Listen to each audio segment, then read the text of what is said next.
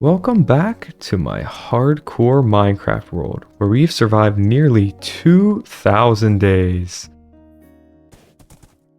Last episode, we went ahead and tried to beautify the world by planting over 10,000 crops. We also started working on the layout for Lower Midtown and for forests that I want to build up here, and I think that's what we're going to be focusing on today. It's mostly the forests, but maybe we'll do a little bit of work over here as well. I think that there's a ton of great tutorials out there for custom trees, but when I was doing some research, I couldn't really find too much on how to make a custom forest, so that's what I'm hoping to show you guys today. You see, it's one thing to be able to build a custom tree by itself, but to be able to put it together with a whole bunch of other ones in a custom forest, that's a lot different, and honestly something that I think needs to be talked about a little bit more. So let's see what we can do. Before we get into that though, I do have a build that I want to put right here. You see, a couple episodes ago, I had asked you guys what you wanted to see more of around town, and I got this comment.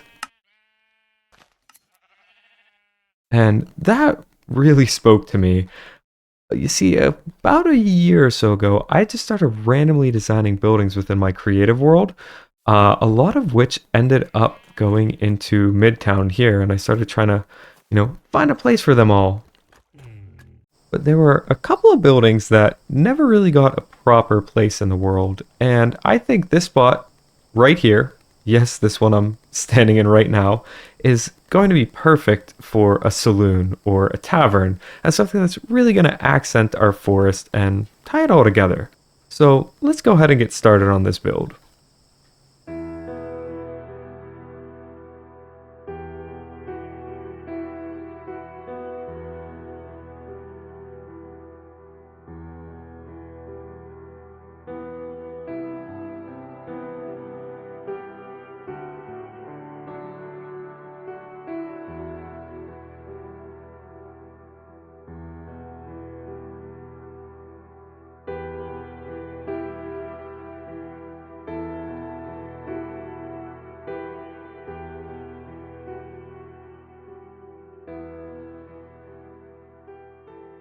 Alright guys,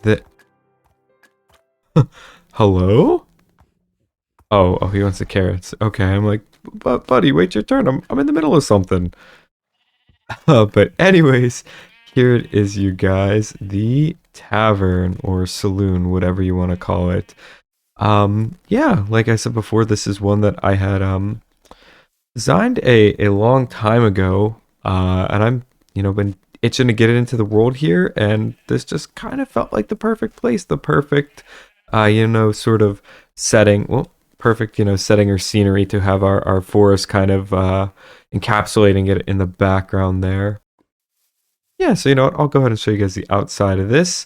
We have lots of just like little storage, like barrels, like maybe they're moving in some like, I don't know, beer or brew, whatever kind of thing you do. Just some anvils, maybe some like outdoor kind of seating. Little bit steep a drop off here, but don't worry, we're gonna fix that another episode. More storage, and then this kind of like almost like well that they sort of turned into like a balcony as well, as you can kind of see. But yeah, very cool, kind of like the well we have up in the town there, using it to pump out the water. And then pretty important, I have these signs here, but I don't have a name. So if you guys have any ideas for names, let me know down in the comments. I would love to hear, as I am open to suggestions. I'm not really sure what to call this one, so let me know what you're thinking. On the inside here, you can see we got lots of different tables with like these sea pickles kind of used as cups, some, candles, maybe somebody's having a candlelight dinner, bigger booth, and yeah, maybe they serve some food at the tavern here too. I don't think it's, super great, just just some bread, but we got all these different ones, and I wanted to kind of put, paintings and shelves and whatever all over the walls, because I don't know how many places like this you guys have gone to, but usually, right, they have a bunch of pictures or paintings. And I was even thinking of a couple places I've gone around town here where like they might take pictures with like all kinds of celebrities or whoever comes into the bar or pizzeria or whatever. So I wanted to kind of recreate that vibe in here. Then obviously over here you can go and order drinks, and I did put some smoke or like campfires down here, but it's not really showing through. I'm not sure why, but yeah, you got like kind of the kitchen, some bottles, almost like this is what they are brewing, and then same thing, right? They kind of have these on tap. The other thing you probably noticed too, and you might have noticed throughout some of my other builds, are these banners that are just kind of hanging around. Eventually, I'd like to come up with lore for each of these. Maybe these are all like the different factions in town, or in the area, or like from Midtown. But for now, they don't really have anything. I just think they're cool, and I was just kind of playing around with banner patterns one day, and yeah, I stuck with these ones. Oh yeah, I also wanted to mention this this little like wizard tower. I think it's cool, like to the idea that they maybe have like a potion master or like a brewing wizard on staff here. There's not really any like tower inside, but from the outside it kind of gives off that appearance. So you guys can use your imagination here and kind of put the pieces together that way. All right, and real quick here before I forget, I'll just go ahead and put Mr. Alex 8963's name in here for giving us the idea for the saloon. If you want to make your way into the world book, then please go ahead, comment down below. Let me know what you want to see. Maybe send some positivity, or tell me what you enjoyed about the video. I like to include all sorts of things along those lines in this book, and I'm looking to fill it up more and more. And just because you weren't featured in it today, or you've commented in the past and I haven't gotten around to it, doesn't mean that it won't be added in there at some point. Trust me, I look at all my comments and I've been adding a lot to my notes of things that I want to get to soon. So don't worry, I see you and I appreciate you being a part of this world. And now, for the reason that you probably clicked on this video, the trees. Okay, so I want to make it pretty clear that if you're going to do this in survival, you need like a lot of leaves. That means whenever you're planning this in your creative world or however you're doing it, make sure you think about the scale of it all. If you're anything like me, then you're probably going to want to go big or go home. But then about halfway through, you'll realize that you need, I don't know, let's say 12 shulker boxes full of azalea leaves. And then you'll realize just how in over your head you are. For a forest, I would say build 5 or 6 different trees. Whether that's in a creative world or using a schematic in Lightmatica like I am, you're going to want to have a couple different ones. You don't need to have 50 different trees, say, if you're going to have 50 trees in the entire forest. You can have 5 or 6 of them, pace them around, and then rotate them to, give kind of the impression of they're all different. You can also take some of those trees and go back through and vary the leaf patterns, maybe change the type of leaves, or change the woods. I would recommend sticking with one type of wood mainly, but I mean, think about some forests that you might have seen in real life before. You're not always going to have just one type of tree, right? You're not just going to have oak trees. You might have some birch in there too. But I would say primarily stick to one and make that the main focus. Add some variation though. Alright, and here's what we have so far.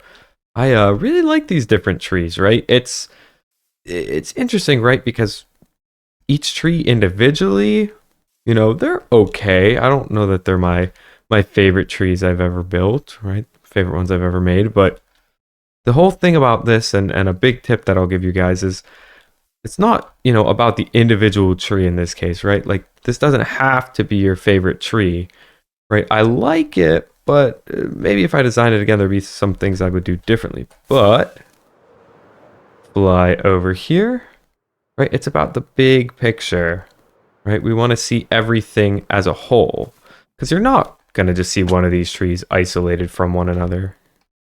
You're going to see this as an entire forest. And by the end of today's episode, all of this is going to be one big forest. So think less about them as individual trees, but more about how they can work together. And speaking of working together, I'd like to go ahead and add some more trees, because this, it's cool. We have 10 trees so far, but this isn't really the forest that I had envisioned. So let's add a couple more. Now, the mod I'm using to build this tree is called Lightmatica. Now, you probably already knew that, but what you might not know about is the easy place mode, which is honestly one of my favorites. One of my favorite things about this mode specifically is that once you've already placed the schematic down, you can go layer by layer, you can do all above a certain Y level, or anywhere in between. I'm doing here is, if I go into the configuration menu, I'm basically just going one layer at a time and then using the shortcuts on my keyboard, which is, I think, defaults to the page up and page down key. You can go ahead and, oh, there we go. You can go ahead and just go up a layer. So there's still a couple more layers to this tree, but right now we're only seeing the current layer. And since I'm doing all these trees as one big schematic, you can see the other trees as well. Then if I go up, now we're seeing these blocks, and you'll notice that when I page up or when I page down, all of these layers are going to follow. So now that I finished this layer, we'll go up to the next one and just complete these last few layers. And just like that, this tree is all done. Then I'll go ahead and set this back to all the layers, and we'll move on to the next tree. Now, I mentioned earlier about doing different wood types or different types of trees, and one tree that I want to include a lot of in this forest are these like sort of tall, thin, almost like sad looking pine trees, but I think the effect that it's going to give us is that we're going to be able to kind of see in through the forest a little bit more and, you know, have kind of like the lower level of the forest be more accessible almost. I had mentioned though building with different wood types and whatnot, and you'll see me mix in a little bit of wood here, but I'm actually using more, oh, I'm out of leaves. I'm actually using more mud and muddy mangrove roots. Now, I've actually seen that in a few places, but the place that I see it most up close and personal is with my buddy GP over on the Afterlife server. And if you're looking for more terraforming, custom trees, all that good stuff, I would definitely go check out GP's channel. Alright, now that's a good looking pine tree. You almost can't tell this isn't wood from afar, right? See those muddy mangrove roots? I'll tell you, they got that kind of wood-like texture, huh? Alright guys, I figured I would check back in here and give you all a little progress update. If I just land down here. There we go. So here's where we are at right now with the forest. It's coming together. I think I have like 20 more trees to place, which doesn't, well, it sounds like a lot, but honestly, it's not too many because I think I already have like 55 or something like that. So we're getting towards the end. Now, what I wanted to talk about with this little update is just the use of space and, you know, how much space you want to leave between your trees or, you know, how dense you want it to be. Now, I did mention, right, I still have a couple more to place in here, but you're going to notice that this is much more dense, this part of the forest, right, as we get like a little closer to the tavern, because one, I wanted to hide, you know, maybe what's going to be on the other side over here just a little bit from plain view, and I wanted it to get a little more thin and maneuverable through here. Now, I did leave space so I can make a pathway coming through here. I don't know if it's going to be big enough to bring carts through or whatnot, but I like the idea that, you know, maybe people are coming through here and, you know, cutting through to this side of the farm, or eventually, if we mosey on over here, and again, missing some trees here, but we're going to have some exciting stuff coming next episode over this way. Now, this edge of the forest is definitely going to have a couple more trees, but it's intentionally lacking right now because, again, thinking back to the use of space, I want to have a nice big open area right here because I want to make maybe like a little campsite or something like that where you can just, you know, look up and see the stars. And I think that's pretty cool as well to be able to look up at certain points here and see through the leaves. But other times, right, it's a little more realistic. Like we have all of these trees kind of clumped together and maybe makes it a little harder to see the night sky. So all things that you should think about when you are building your own forest. Space, density, all that good stuff. And you don't need to come up with the lore reason, but for me, I just like to think maybe the soil here is a little more rich, a little more fertile, so it makes sense that there's some more trees here. And maybe these ones, you can see they're a little bit older looking almost. So maybe they've been here for a while, and some of the other smaller trees like this are a little bit newer. All right, and just a little light Matica tip for you guys before we jump into the final little time lapse here is whenever you're doing something as big as this, either one, make sure you light up your builds, kind of like I have with this torch spam right now, or two, disable entities because all these creepers right here, they're not actually here. They were here when I copied the schematic from my creative world, but trust me, you're going to want to get rid of these guys. They have jump scared me a couple times. So again, none of these guys are actually here, but if you want to save yourself a couple of jump scares and a few heart attacks, then I would definitely recommend turning it off.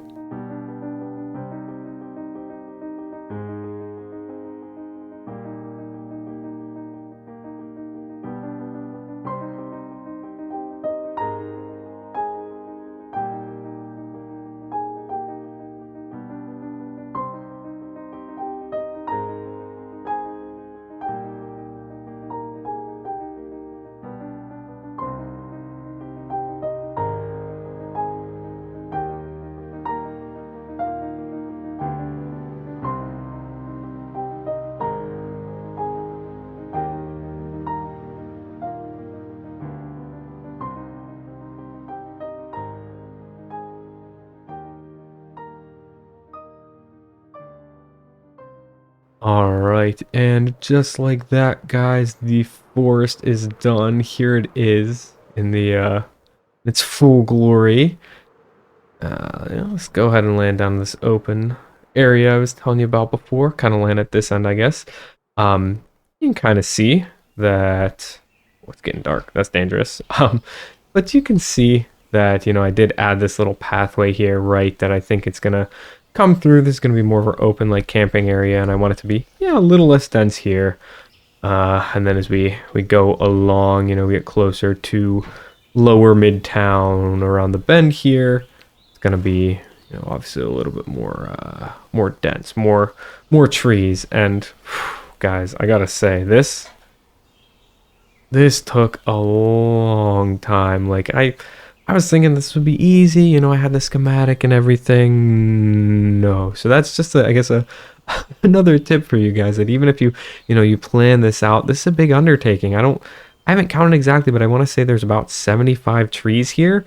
I'll show you over this way. We have all of the shulker boxes. Now I definitely overestimated a little bit on the leaves, right? So I definitely have, especially the flowering azalea leaves.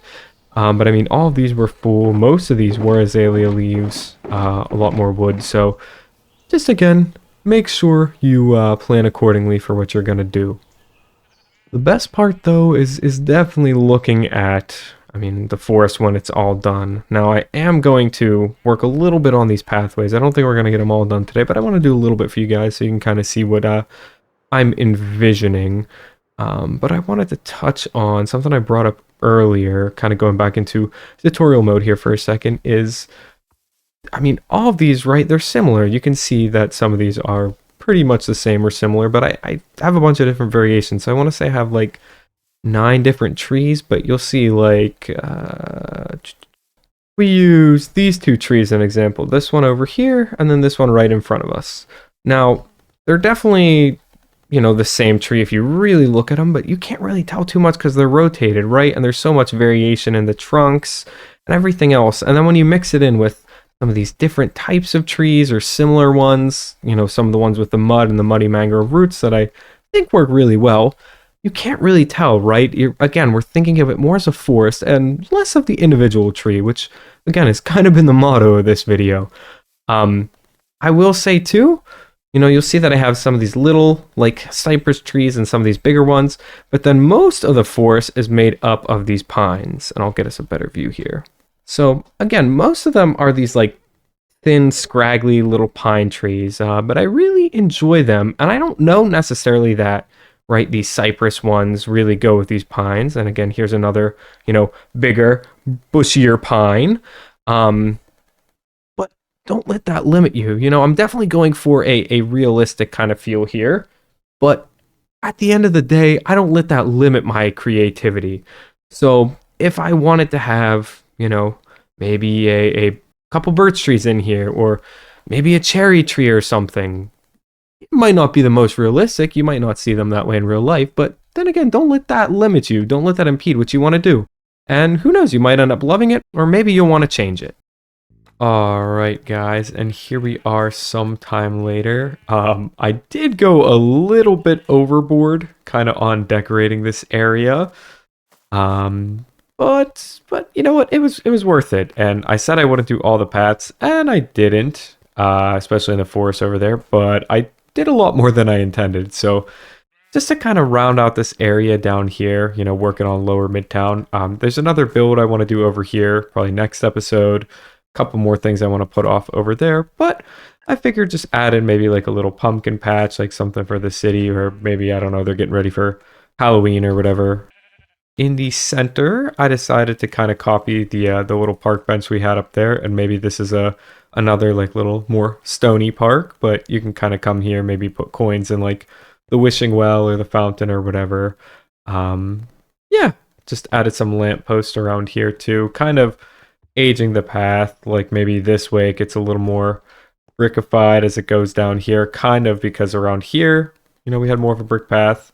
And then as we go out this way more, we have more mud, more brick, and then, or less brick, and then eventually it's going to turn into that dirt. This was something that I thought was pretty fun. I've seen this in a couple other people's videos, and I wanted to do it for a while here in our world, so just kind of these signs telling you which way to go. So we have Lower Midtown, which we're kind of standing in right now. But then if you go this way, this is what I've called the farmlands, which is absolutely a play on the far lands.